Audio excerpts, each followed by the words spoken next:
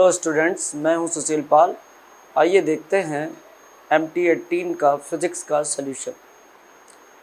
तो first question है हमारे पास, speed of particle at third and eighth second are 20 metre per second and 0 respectively, then average acceleration between third and eighth second.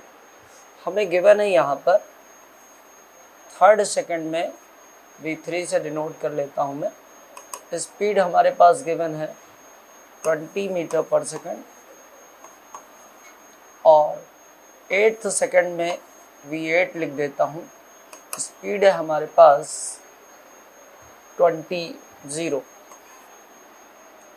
तो यहाँ पर third second में हमारे पास स्पीड इतनी है और वही स्पीड एट्थ सेकेंड में जाने पर हमारे पास 0 हो जाती है। इनिशियल स्पीड हम अगर u ले लें तो लिखा जाएगा 20 is equal to u plus 80। मान लेते हैं एवरेज एक्सीलरेशन a है और t हमारे पास 3। तो एक इक्वेशन हमें ये मिल गया। दूसरा यहाँ पर कि स्पीड हमारे पास 0 है एंड स्पीड 0 और ये है हमारे पास u प्लस और टाइम है 8, तो ये 8 ही। अगर दोनों को मैं यहाँ पर माइनस कर दूँ तो ये आ जाएगा हमारे पास 20 इज इक्वल टू, ये हमने इसको माइनस किया तो ये आ गया -5a। और इस तरह से अगर मैं इन दोनों इसको सॉल्व करें तो इज इक्वल टू आ गया -4, यानी रिटार्डेशन है 4 मीटर पर सेकेंड स्क्वायर का। लेकिन हमें ऑप्शन में ओनली मैग्नीट्यूड गिवन है, तो a इज इक्वल टू अगर मैग्नीट्यूड की बात करूं तो 4 मीटर पर सेकेंड स्क्वायर हो जाएगा और करेक्ट ऑप्शन है हमारा बी। ठीक है बच्चों, चलते हैं नेक्स्ट क्वेश्चन में। नेक्स्ट क्वेश्चन है हमारे पास, a velocity varies with time as v is equal to 40, find the distance travel by the body in the interval of 2 second to 4 second. v हमें फंक्शन ऑफ टाइम गिवन है, v is equal to 4t।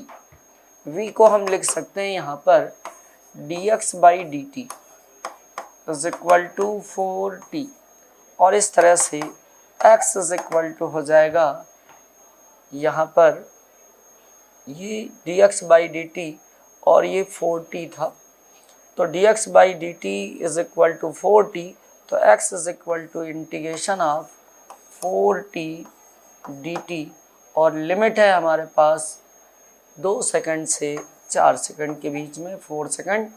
तो यहाँ पर ये हो जाएगा 4, तो ये आ गया बाहर, इसका जो है t स्क्वायर बाई 2, तो t2 भी बाहर आ गया और ये हो गया t स्क्वायर, लिमिट है 2 to 4, तो ये हो गया हमारे पास 2 और ब्रैकेट में आ गया यहाँ पर अपर लिमिट रखा 16, upper limit 16 minus lower limit रखें तो ये हो जाएगा 4 और इस तरह से ये वैल्यू हो गई यहाँ पर 24 metre.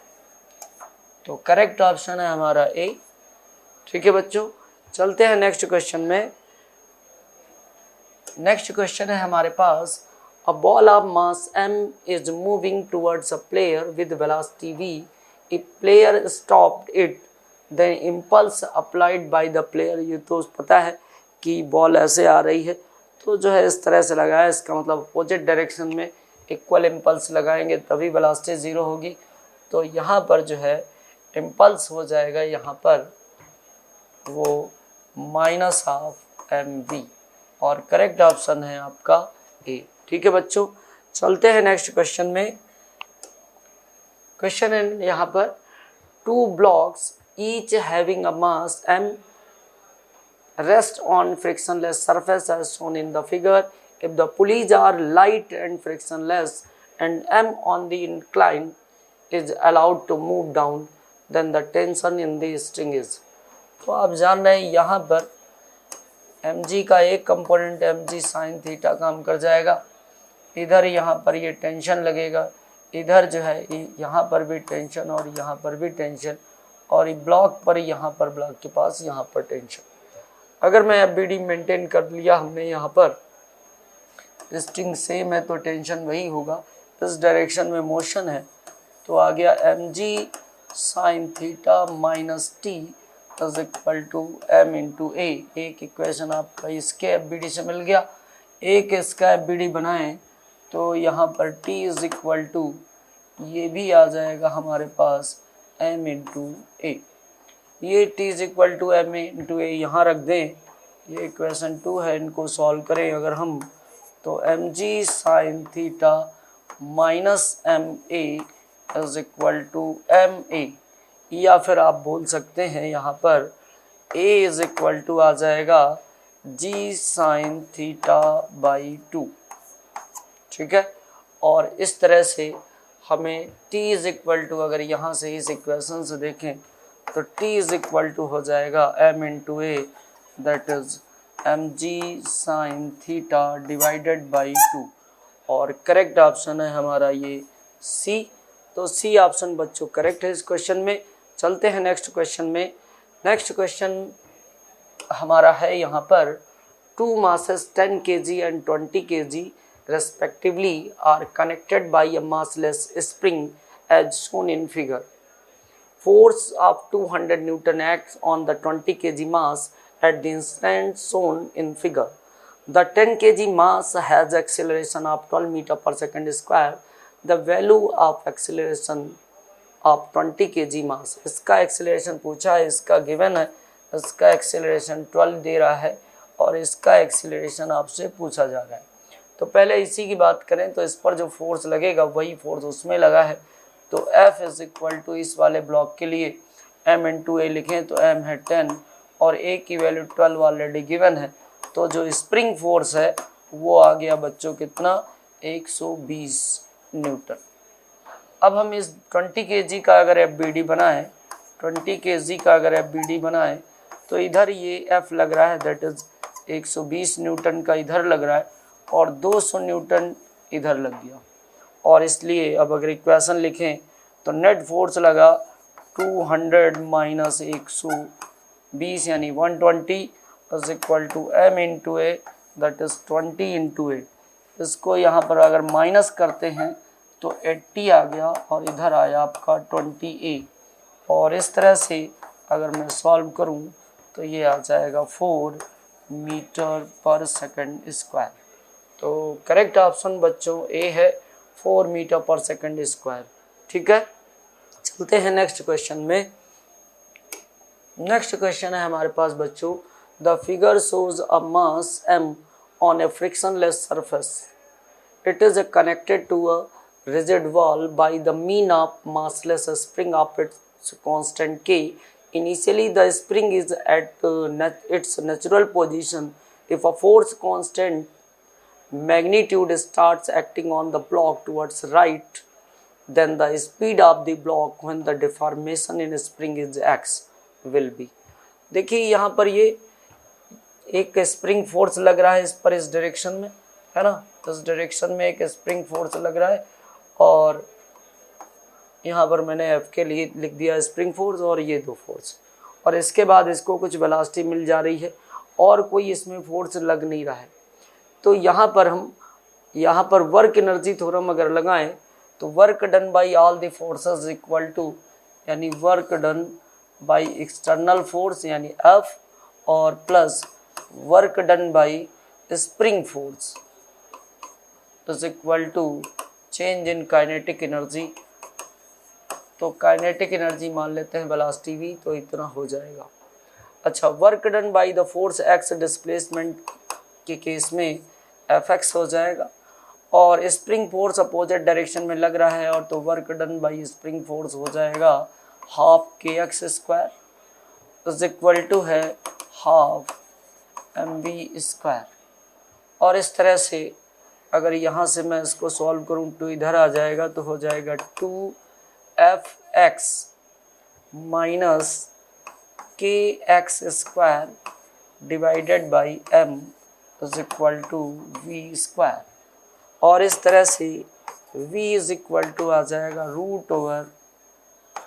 √2f(x) minus kx² divided by m। तो करेक्ट ऑप्शन है बच्चों ए। तो करेक्ट ऑप्शन ए है बच्चों। चलते हैं नेक्स्ट क्वेश्चन में। नेक्स्ट क्वेश्चन है हमारे पास, a string of length L fixed at one end carries a mass m at the other end. The string makes 2 by pi revolution around the axis through the fixed end as shown in the figure. The tension in the string is। तो tension string में मान लेते हैं कि T है, यहाँ पर T already given है। तो अब फ्रीक्वेंसी गिवन है, कह रहा है 2 by pi रेवोल्यूशन है यहाँ पर सेकंड, रेवोल्यूशन पर सेकंड हो रहे हैं। तो इसका मतलब एंगुलर वेलोसिटी कितनी हो गई 2 पाई एफ। तो 2 पाई एफ की वैल्यू है 2 बाई पाई, और इस तरह से ये आ गया हमारे पास 4 रेडियन पर सेकंड। ठीक है ना, ये एंगुलर स्पीड आ गई।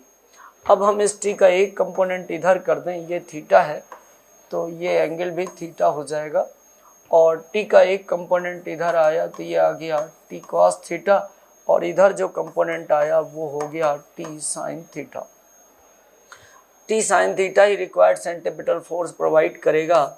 तो T sine theta is equal to, मैं लिख सकता हूँ M omega square R. R ये रेडियस है। तो यहाँ से अब T sine theta is equal to M, omega की वैल्यू 4 है तो ये 16m हो गया, और आर यहाँ से जरा देखिए sine theta is equal to, इस ट्रायंगल से लिख सकते हैं r बाई एल। तो r इज इक्वल टू हो जाएगा l sine theta. r is equal to हो गया l साइन थीटा। यहाँ पर वैल्यू रख दीजिए l साइन थीटा। ये साइन थीटा इस साइन थीटा से कैंसिल आउट हो गया, वैल्यू आ गई 16 ml। और इस तरह से करेक्ट ऑप्शन है बच्चों ए। तो ए ऑप्शन यहाँ पर करेक्ट है। ठीक है, चलते हैं नेक्स्ट क्वेश्चन में। नेक्स्ट क्वेश्चन है बच्चों, a body of mass 4 kg moving with velocity 12 metre per second collide with another body of mass 6 kg at rest. If two bodies stick together after collision, then the loss of kinetic energy of this system is। तो पहले initial जो kinetic energy है वो कितनी है हमारे पास, half m है 4, और v स्क्वायर 12 है 144, और इस तरह से ये वैल्यू आ गई 288 जूल। ये इनिशियल काइनेटिक एनर्जी है।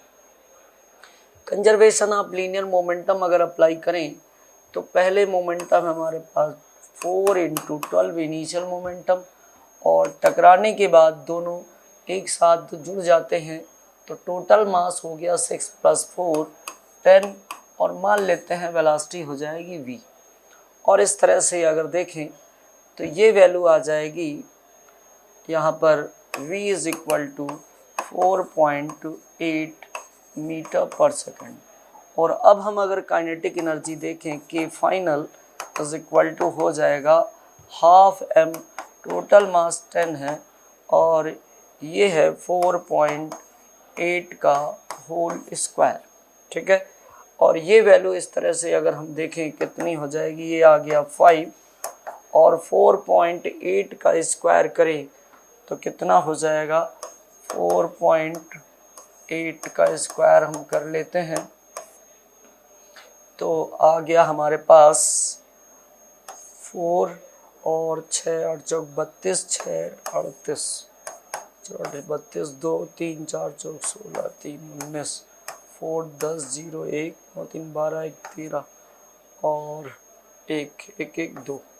तो ये 23.04 हुआ, 23.04, और 5 से अगर मल्टीप्लाई करेंगे तो ये आ जाएगा 115.2। कितना आ गया, 115.2, और 115.2 है ये 5 है, 115.2।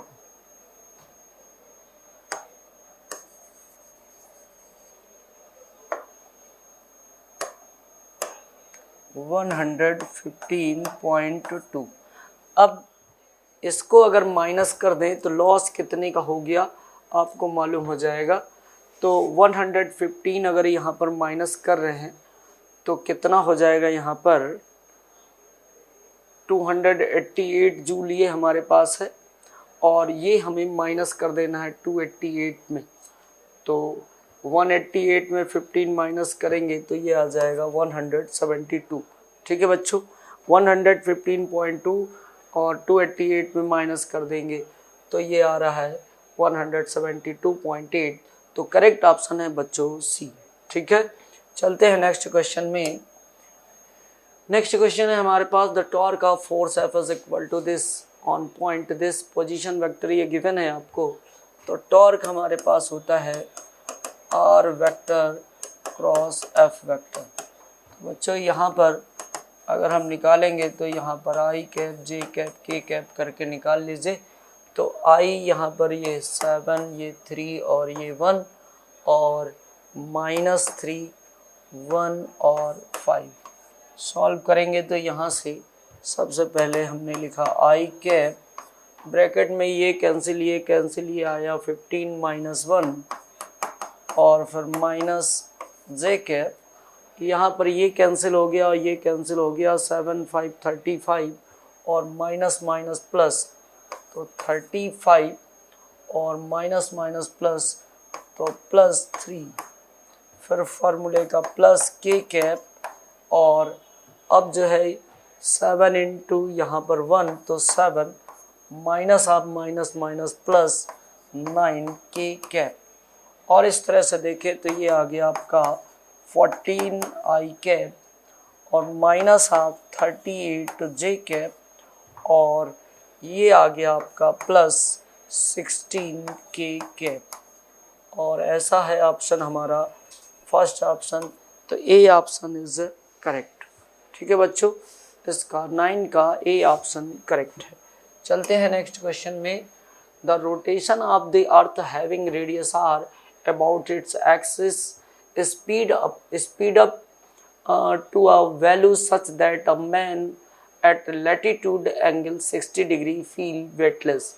The duration of the day in such a case is, तो g dash is equal to due to rotation of earth होता है g minus r omega square cos square theta, where theta is the latitude। तो g चूँकि weightless feel कर रहा है, इसका मतलब g डैश की वैल्यू 0 है तो ये 0 हो गया।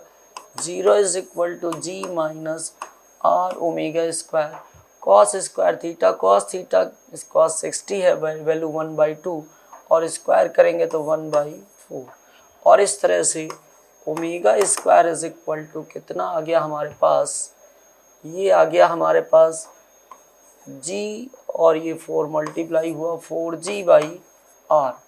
तो ओमेगा इज इक्वल टू हो गया हमारे पास 2√g/r। और टाइम पीरियड की बात करें हो गया 2π/ओमेगा। और अगर हम ये वैल्यू रखते हैं 2π/ओमेगा तो 2 नीचे आ गया और ये हो गया r/g, 2 से 2 कैंसिल हो गया, आ गया पाई ऑफ √r/g। तो करेक्ट ऑप्शन है बच्चों ए, करेक्ट ऑप्शन ए है बच्चों। चलते हैं नेक्स्ट क्वेश्चन में। नेक्स्ट क्वेश्चन है हमारे पास, in such match the column I with column second column first with column second and the mark the correct option from the codes given below. Displacement and velocity, displacement और velocity के बीच में phase कितना आता है π/2 का, इसका मतलब इसके साथ q आ जाएगा ये। फिर इसके बाद डिस्प्लेसमेंट एंड एक्सीलरेशन, ये अपोजिट फेज में होते हैं, इसका मतलब यहाँ पर फेज डिफरेंस कितना आया पाई, तो यहाँ पर आ गया आपका r। वेलोसिटी एंड एक्सीलरेशन π/2 का फेज डिफरेंस रहता है तो ये हो गया q। और इस तरह से AQ BR और CQ, तो करेक्ट ऑप्शन है बच्चों यहाँ पर B। तो B ऑप्शन बच्चों करेक्ट है इसका। चलते हैं नेक्स्ट क्वेश्चन में। Stress strain curve for 4 metals are shown in figure. The maximum Young's modulus of elasticity for metal is. तो यंग्स यहाँ पर stress is directly proportional to strain है ना बच्चों, तो sigma is equal to Young's modulus ये आ गया, लेकिन ग्राफ हमें यहाँ पर गिवन है स्ट्रेन और स्ट्रेस के बीच में, तो strain upon stress is equal to हो जाएगा 1/y, ठीक है ना। तो जिसका ये वैल्यू ज़्यादा होगी उसका जो है यंग्स मॉडुलस सबसे कम होगा, और जिसका कम होगा ये वैल्यू वो ज़्यादा होगा। तो ए का सबसे कम है ये वैल्यू, इसका मतलब इसका जो है यंग्स मॉडुलस ऑफ इलास्टिसिटी वो ज़्यादा है, और इसलिए करेक्ट ऑप्शन हो गया बच्चों ए। ठीक है बच्चों, करेक्ट ऑप्शन क्या होगा ए। चलते हैं नेक्स्ट क्वेश्चन में।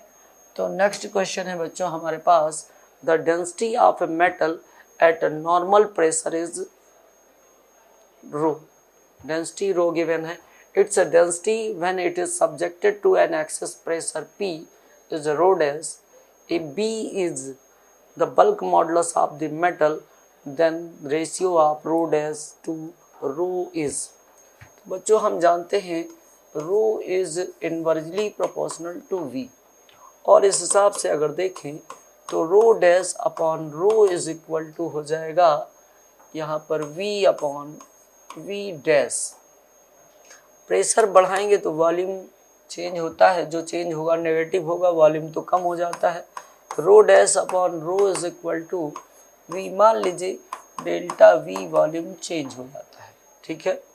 अब डेल्टा वी वॉल्यूम अगर चेंज हो गया तो मैं वी कॉमन ले लूँ यहाँ पर, तो V upon 1 plus delta V upon V, इस वी से ये वी कैंसिल हो गया और ये वैल्यू हमारे पास आ गई 1 upon 1 plus delta V upon V, ठीक है। ये एक इक्वेशन हो गया हमारे पास। अब हम जानते हैं बल्क मॉडुलस ऑफ इलास्टिसिटी क्या होता है, माइनस ऑफ डेल्टा पी यानी चेंज इन प्रेशर, जो कि हमारा प्रेशर कितना है पी, अपॉन यहाँ पर डेल्टा वी अपॉन वी, ठीक है। Delta P upon delta V upon V, ठीक है। स्ट्रेस और ये स्ट्रेन, क्लियर हो गई बात। यहाँ पे ये P क्या है, चेंज इन प्रेशर स्ट्रेस है, और ये स्ट्रेन है वॉल्यूम स्ट्रेन, क्लियर हो गई बात। तो डेल्टा V अपॉन V की वैल्यू क्या हो गई, माइनस P/B।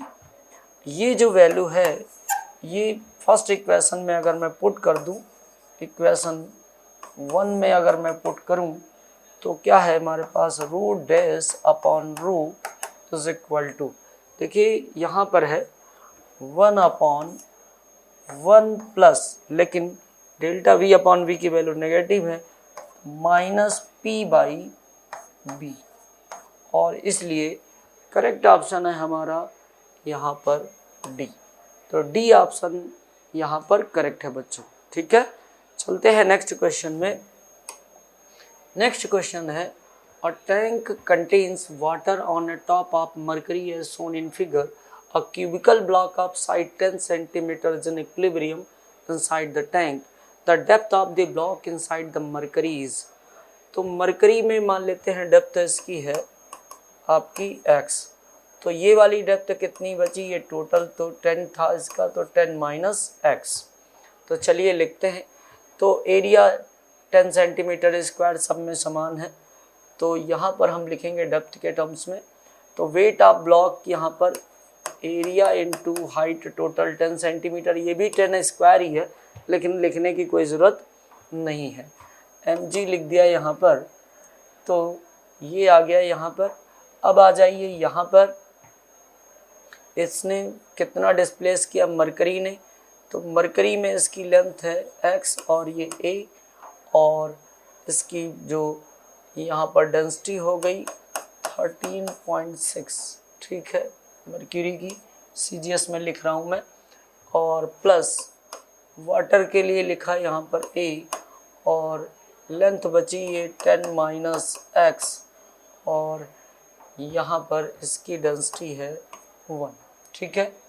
ये कैंसिल किया, यहाँ से ये कैंसिल हो गया, तो हमारे पास ये G लिखा था हमने, क्रॉस सेक्शनल एरिया, ठीक है 13 पॉइंट जी ऑलरेडी दोनों साइड से कैंसिल है। हमने M G volume into density, ये डेंसिटी कितनी थी 8.56, ये लिखना भूल गए हम 8.56। क्लियर है। अब ज़रा देखिए यहाँ पर, तो ये 85.6 और इधर जो है हो गया हमारे पास 13.6x और ये हो गया प्लस 10 - x, ठीक है।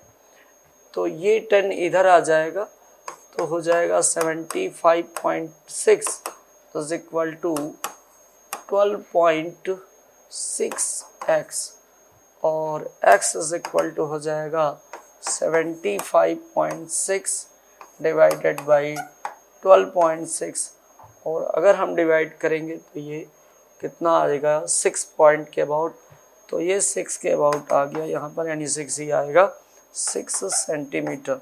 तो करेक्ट ऑप्शन क्या हो गया बच्चों? ए। तो ए ऑप्शन इज करेक्ट। चलते हैं नेक्स्ट क्वेश्चन में बच्चों। नेक्स्ट क्वेश्चन है हमारे पास, pressure of an ideal gas is increased by keeping temperature constant. Temperature को कांस्टेंट रखते हैं, what is the effect of kinetic energy.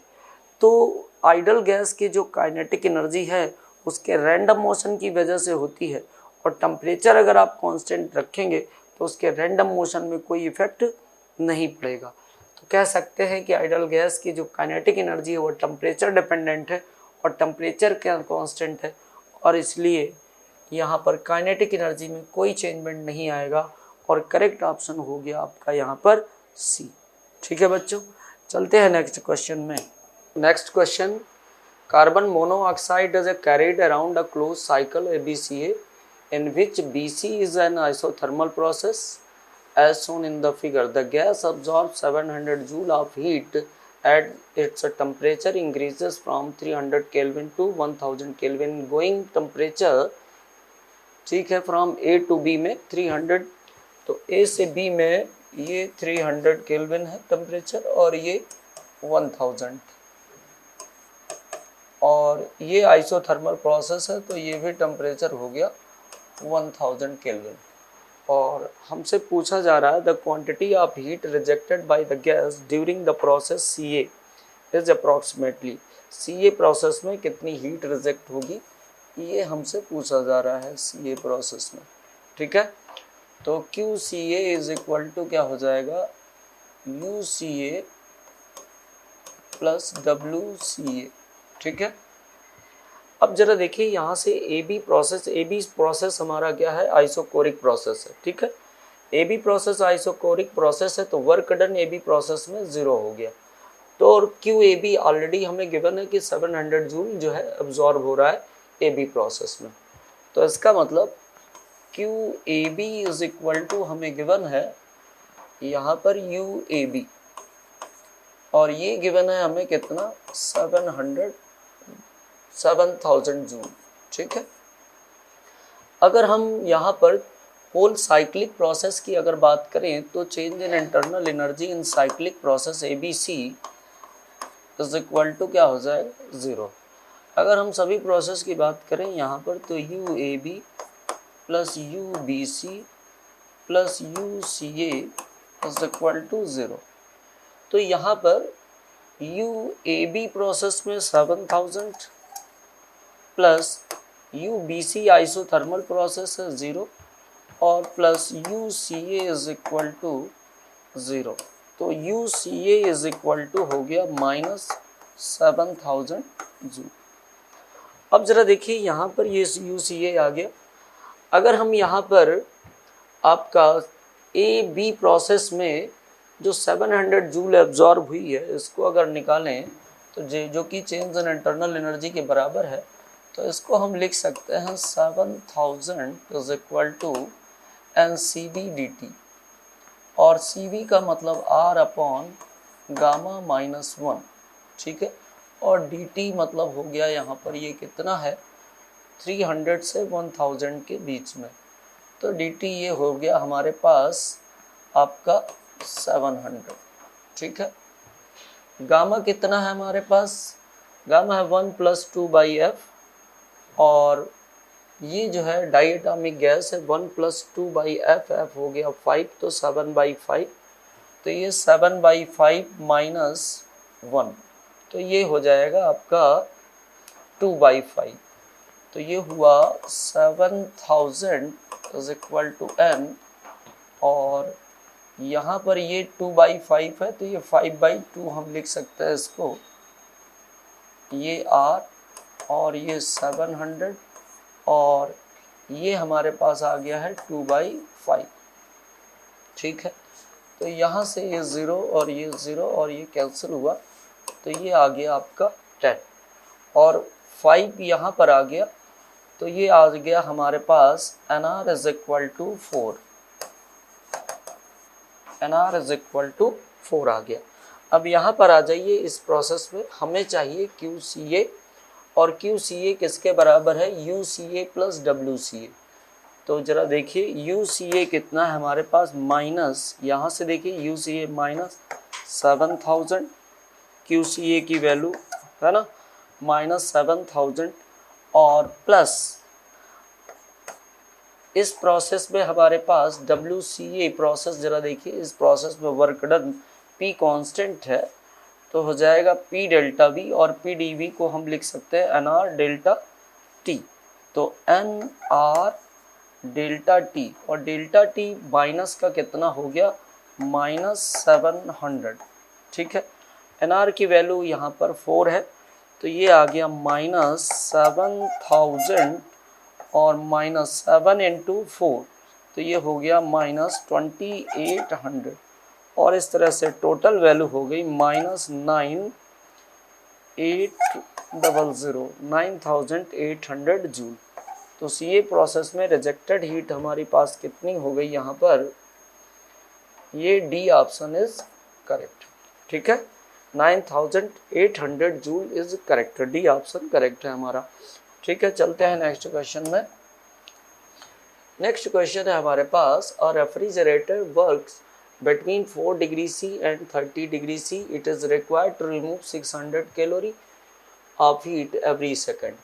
तो यहाँ पर जो हीट जो है यहाँ पर रिमूव हो रही है सिंक से, तो ये आपके पास है 600 कैलोरी, अगर हम जूल में कन्वर्ट कर दें तो 4.2 जूल जो है ये रिजेक्ट हो रही है, ठीक है।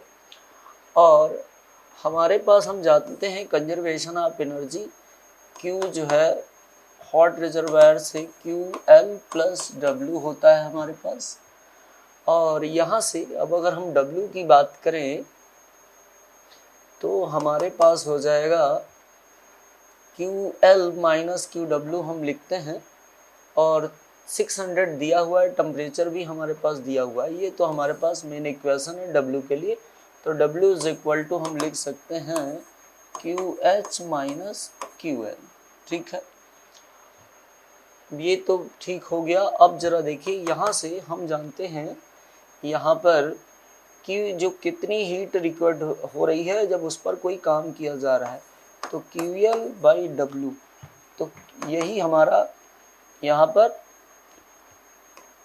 कोफिशिएंट ऑफ परफॉर्मेंस की वैल्यू है, और ये हो गया हमारे पास QL/W की जगह मैं लिख सकता हूँ QH - QL, और इसी को हम लिख सकते हैं TL/TH - TL, ठीक है। अब यहाँ पर इसी को हम इस तरह से भी लिख सकते हैं कि जो QL या W/QL = TH - TL/TL, ठीक है। तो W = यहाँ से हो जाएगा TH - TL, ये हमारे पास 26 आ गया, और TL हमारे पास 273 + 4 277, और इंटू QL है हमारे पास 600 × 4.2, ठीक है। और इस तरह से इसको अगर हम सॉल्व करते हैं तो ये आ जाएगा हमारे पास 236.5 जूल, और चूँकि पावर चाहिए तो पावर = W/T, T = 1 सेकेंड, क्योंकि पर सेकंड दी जा रही हीट, तो यही हमारे पास हो गया 236.5 डिवाइडेड बाई 1 वाट। तो करेक्ट ऑप्शन हमारे पास बच्चों कितना है यहाँ पर 236.5 watt, that is B option is a correct option. चलते हैं बच्चों नेक्स्ट क्वेश्चन में। नेक्स्ट क्वेश्चन है हमारे पास, during an adiabatic process the pressure of a gas is found to be proportional to the cube of its temperature Cp by Cv, that is gamma की value चाहिए। Adiabatic process हम जानते हैं Pv power gamma होता है is equal to constant, और Pv is equal to अगर हम nRT यहाँ पर यूज कर लें तो V को यहाँ पर, क्योंकि हमें दिया हुआ है कि एडियाबैटिक प्रोसेस में प्रेशर जो है is found to be proportional to of cube, तो ये हमें गिवन है P is directly proportional to T cube, या तो इसको जो है इस फॉर्मूले से यहाँ पर आइडल गैस से अगर एलिमिनेट कर दें तो V की वैल्यू, तो V इज इक्वल टू यहाँ से ये वैल्यू आ जाएगी P और ये हो जाएगा nRT बाई हमारे पास V, ठीक है। यहाँ पर V nRT बाई P और whole power gamma is equal to, ये कांस्टेंट है तो ये कांस्टेंट हो गया, ठीक है। अब जरा देखें ध्यान से यहाँ पर कि ये P पावर गामा नीचे आएगा तो P पावर 1 माइनस गामा हो जाएगा और ये वैल्यू हो जाएगी P पावर हमारे पास 1 माइनस गामा और T power gamma is equal to constant, और इसको हम लिख सकते हैं P T power gamma upon 1 minus gamma is equal to constant, और इससे कंपेयर कर दें तो ये हो जाएगा गामा upon 1 minus gamma is equal to -3। अगर हम इसको सॉल्व करें तो हो जाएगा gamma is equal to -3 plus 3 gamma, इसको उधर ले जाएंगे तो हो जाएगा 2 गामा इज इक्वल टू 3, तो गामा इज इक्वल टू 3/2। तो करेक्ट ऑप्शन है बच्चों D option is a correct option, ठीक है बच्चों। चलते हैं नेक्स्ट क्वेश्चन में। नेक्स्ट क्वेश्चन है हमारे पास, to increase the frequency from 100 hertz to 400 hertz the tension in the string के लिए यहाँ पर frequency is directly proportional to root of tension. अब यहाँ पर फ्रीक्वेंसी को यहाँ पर 400 कर दिया गया है तो ये हो जाएगा 400 divided by 100 is equal to T2 by T1, ठीक है। और इस तरह से ये हो गया 16/1 is equal to T2 by T1, तो T2 इज इक्वल टू हो जाएगा 16T1। तो करेक्ट ऑप्शन क्या है, B option is correct option, ठीक है बच्चों। चलते हैं नेक्स्ट क्वेश्चन में। नेक्स्ट क्वेश्चन है, number of electron in -1 coulomb of charge. तो ये तो बिल्कुल सही है, Q is equal to NE हो जाता है ना, और हमें बताना है नंबर ऑफ इलेक्ट्रॉन्स, तो N इज इक्वल टू तो -1 इंटू -1 कूलम गिवन है और divided by -1.6 into 10 to the power -19, ये हो जाएगा approximately 6 into 10 to the power 18। तो बच्चों करेक्ट ऑप्शन क्या है यहाँ पर, B option is a correct option. चलते हैं नेक्स्ट क्वेश्चन में। नेक्स्ट क्वेश्चन है हमारे पास, an electron is moving round the nucleus of hydrogen atom in a circular orbit of radius R, the Coulomb force. तो के क्यू कूलम फोर्स क्या होता है, के Q1 Q2 by are square, तो के Q1 Q2 यानी E square हो गया और वेक्टर फॉर्म में आर क्यूब, तो C option is correct option, ठीक है। चलते हैं नेक्स्ट क्वेश्चन में। नेक्स्ट क्वेश्चन है हमारे पास, the field at a point distance R from the centre of the electric dipole is proportional to, पता है बिल्कुल जो है आर क्यूब के डायरेक्टली प्रोपोर्शनल होगा, तो C option is correct option. चलते हैं नेक्स्ट क्वेश्चन में। गॉस लॉ ऑफ ग्रेविटेशन, आपको सबको पता है यहाँ पर फ्लक्स कितना होता है -4πgm, तो C option is correct option, ठीक है बच्चों। चलते हैं नेक्स्ट क्वेश्चन में। नेक्स्ट क्वेश्चन है हमारे पास, two charges of 4 microcoulomb each are placed at the corners of equilateral triangle ABC. A और बी के जो है यहाँ पर इक्विलेटरल ट्रायंगल है, ये ए है और ये बी है, दोनों पर यहाँ पर 4 माइक्रोकूलम चार्ज रख दिया जाता है यहाँ पर, और हमें सी पॉइंट पर, ये भी है, सी पॉइंट पर हमें बताना है पोटेंशियल। तो पोटेंशियल इक्वल डिस्टेंस है और डिस्टेंस 0.2 मीटर गिवन है, तो हमारे पास पोटेंशियल हो जाएगा एट सी, तो 2 है तो 2 इंटू के क्यू बाई आर स्क्वायर, तो 9 इंटू 10 टू द पावर 9, और क्यू हमारे पास है 4 इंटू 10 टू द पावर -6, ठीक है ना, के क्यू बाई आर, और आर है हमारे पास 0.2। और इस तरह से इसको अगर हम कैलकुलेट कर लें तो हमारे पास कितना हो गया, ये पॉइंट रिमूव हुआ तो यहाँ पर एक पावर प्लस की बढ़ जाएगी, या तो 20 कर लें इसको, और ये आ गया हमारे पास 10, तो ये हो जाएगा 36, और 9 4 36, 10 पावर 10, और ये 10 पावर हमारे पास हो जाएगा 4। तो करेक्ट ऑप्शन बच्चों क्या है, C option is a correct option. Point C पर जो पोटेंशियल होगा 36 into 10 to the power 4 volt. चलते हैं नेक्स्ट क्वेश्चन में। नेक्स्ट क्वेश्चन है बच्चों, which one of the following graph shows the variation of electric potential V with distance R from the centre of a hollow charge sphere.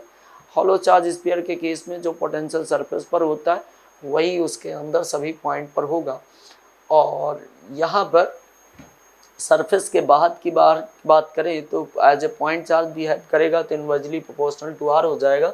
So correct option is A option. ठीक है बच्चों, चलते हैं next question में। Next question है हमारे पास, a parallel plate capacitor is made by stacking in unequal spaced plates connected alternately if the capacitance between any two plates is C then the resultant, सबको पता है कितना हो जाएगा, n-1 into C। चलते हैं नेक्स्ट क्वेश्चन में। Next question है हमारे पास, the potential difference between point A and B in shown in figure. तो टोटल यहाँ पर ये कितने हैं, 15 ओम और 15 ओम, ये दोनों पैरेलल हैं, तो इक्विवेलेंट रेजिस्टेंस सर्किट का क्या हो जाएगा, 15/2 ओम। ठीक है, अगर इक्विवेलेंट सर्किट का रेजिस्टेंस आ गया तो I is equal to, circuit में बैटरी करंट कितनी जो है फ्लो करेगी, यहाँ पर I ये करंट फ्लो हो जाएगी, और I इज इक्वल टू कितना हो जाएगा, 2 हमारे पास इक्विवेलेंट रेजिस्टेंस कितना है 15/2, तो ये करंट आ जाएगी 4/15 एम्पियर।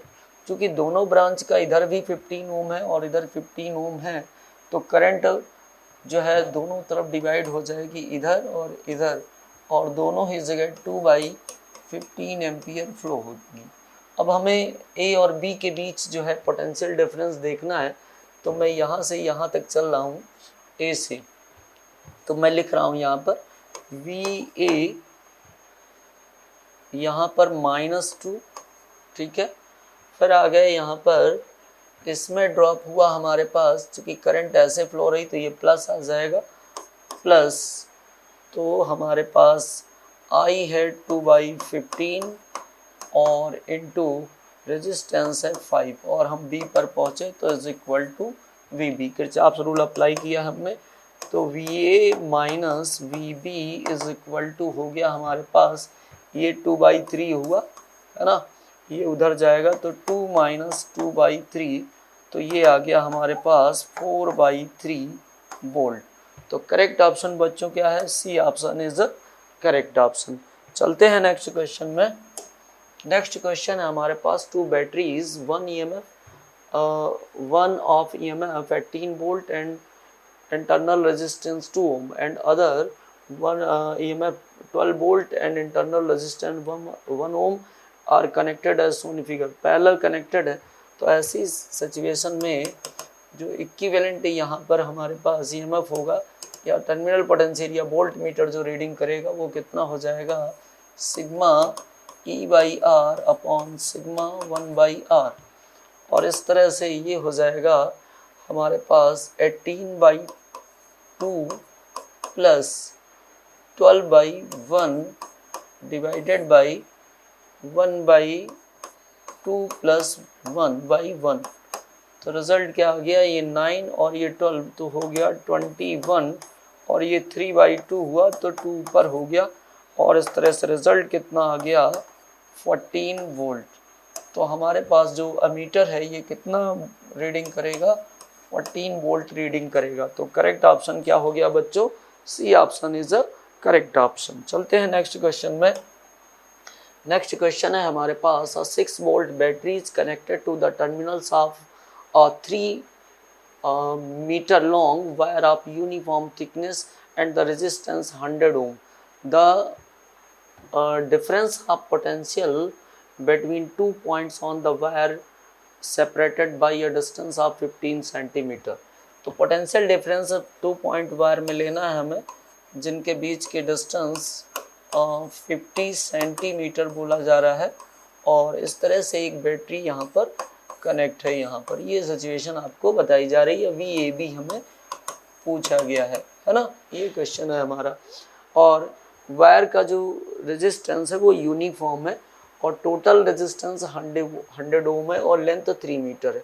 तो पर यूनिट लेंथ जो रेजिस्टेंस है, तो पर यूनिट लेंथ रेजिस्टेंस को अगर मैं रो से डिनोट करूं, तो यहाँ पर ये हो जाएगा हमारे पास टोटल रेजिस्टेंस हमारे पास है 100 ओम, और टोटल लेंथ है हमारे पास 3 मीटर। 3 मीटर का मतलब हो गया 300 सेंटीमीटर। तो ये हो गया 1/3 ओम पर सेंटीमीटर। ठीक है, ये इतना हो गया। तो 50 ओम का जो रेजिस्टेंस, 50 सेंटीमीटर का रेजिस्टेंस कितना हो जाएगा, तो रेजिस्टेंस ऑफ 50 सेंटीमीटर, क्योंकि डिफरेंस इतना ही है, तो 50 सेंटीमीटर का हो जाएगा यहाँ पर आपका 1/3 इंटू 50। ठीक है, 1/3 इंटू 50 सेंटीमीटर, तो ये आपका आ गया 50/3 ओम रेजिस्टेंस। तो इतने ड्रॉप में, इस पार्ट में ड्रॉप कितना होगा, करंट ऑलरेडी हम यहाँ से निकाल सकते हैं। तो ड्रॉप हो जाएगा VAB is equal to current into R 50। तो करंट कितना है, टोटल रेजिस्टेंस हमारे पास 100 ओम है, और वोल्टेज हमारे पास 6 है, तो 6/100। ठीक है, और इनटू ये R50, तो ये 50/3, और इस तरह से ये कितना आ गया 1 वोल्ट। तो करेक्ट ऑप्शन क्या हो गया बच्चों, C option is a correct option. चलते हैं नेक्स्ट क्वेश्चन में। नेक्स्ट क्वेश्चन है हमारे पास, a very long straight wire carries a current I at the instant when charge Q। तो ये चार्ज Q है, इसकी वेलोसिटी V है, यहाँ पर जो है मैग्नेटिक फील्ड आया, तो मैग्नेटिक फोर्स किस तरह से लगेगा, लेफ्ट हैंड रूल के अकॉर्डिंग, तो ये करंट के ये वेलोसिटी के डायरेक्शन में, और ये मैग्नेटिक फील्ड के डायरेक्शन में, thumbs give the direction of force. तो इसका मतलब इस डायरेक्शन में इस चार्ज पर फोर्स लगेगा, मैग्नेटिक फोर्स। तो करेक्ट ऑप्शन हो गया हमारा सी, अलोंग OY। क्लियर है बच्चों। चलते हैं नेक्स्ट क्वेश्चन में। नेक्स्ट क्वेश्चन है हमारे पास, under the influence of a uniform magnetic field a charge particle move with a constant speed v in a circle of radius r. The time period of rotation of particle, this time period किस पर depend करता है, time period हमारे पास होता है 2πm/qb, और इसका मतलब depends on r and not v, दोनों पर ही डिपेंड नहीं करता। B option is the correct option.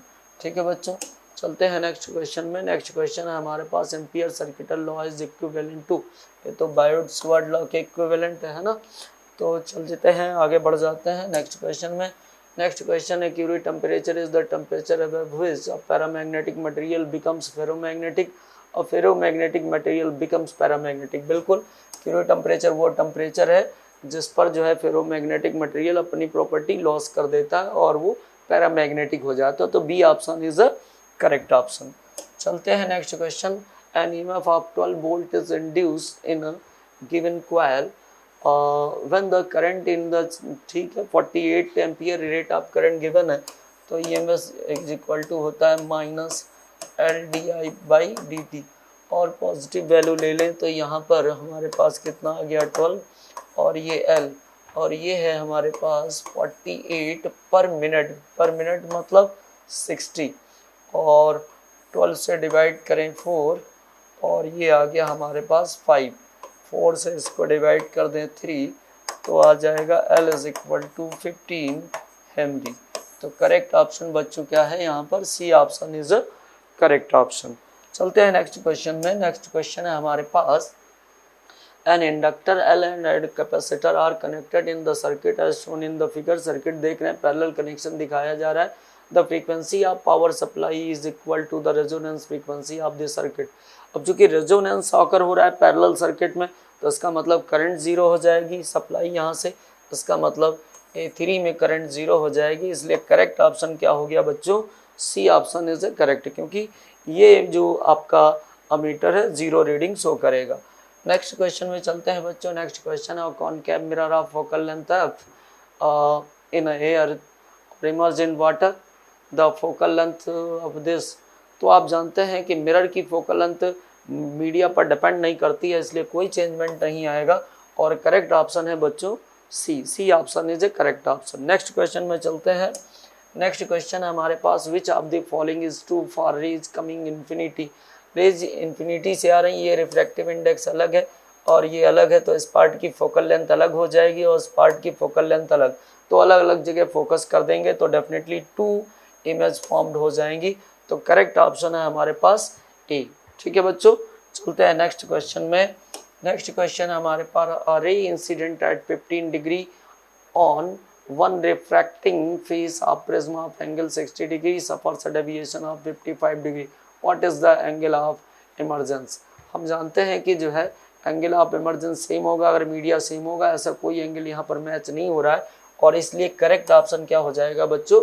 D option is a correct option. चलते हैं नेक्स्ट क्वेश्चन में। Select the correct statement, a wave front travels along a straight line, always true नहीं है। A wave front does not travel at all, ये भी गलत है। और a wave front travels parallel to itself, yes correct है। And perpendicular to the rays of light, yes direction ऐसे निकालते हैं, तो C option is a correct option. ठीक है ना, हाइगेंस जो है थ्योरी के अकॉर्डिंग यहाँ पर ये ऑप्शन है, तो C option is a correct option. Question number 40 में चलते हैं। In Young experiment the ratio of maximum to minimum intensity is of, maximum और मिनिमम इंटेंसिटी का रेशियो गिवन है बच्चों आई मैक्स, और आई मिनिमा का रेशियो 4/1 है, जो कि हम जानते हैं होता है A1 प्लस A2 का whole square upon A1 minus A2 का होल स्क्वायर। ठीक है, अगर दोनों साइड में रूट ले लें तो 2/1 इज इक्वल टू हो गया A1 plus A2 upon A1 minus A2। अगर मैं सॉल्व करूं इसको तो A1 plus A2 is equal to 2A1 minus 2A2, और इस तरह से ये हो गया 3A2 is equal to A1, और इस तरह से यहाँ पर ये A1 और A2 का जो रेशियो आ गया वो हो गया 3/1, यानी 3:1। तो correct option is a B option, तो B option is a correct option. ठीक है बच्चों, चलते हैं नेक्स्ट क्वेश्चन में। क्वेश्चन है, Millikan's oil drop experiment is based on Newton's law, नहीं, वीन्स डिस्प्लेसमेंट लॉ,